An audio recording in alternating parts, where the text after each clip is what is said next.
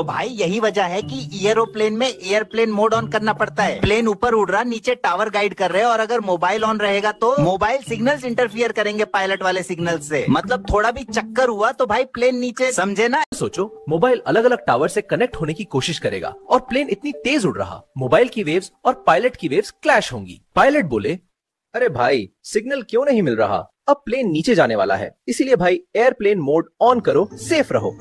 में रिग्रेशन करती है ऑर्बिट फाइनली, क्योंकि मोबाइल फाइनली एयरप्लेन मोड में चला जाता है। पायलट के सिग्नल्स क्लियर, प्लेन आराम से उड़ता है, कोई टकराव नहीं। मतलब भाई फोन का कनेक्शन रोक दो, पायलट को बचाओ और सेफ फ्लाइट एंजॉय करो। Airplane mode life saver.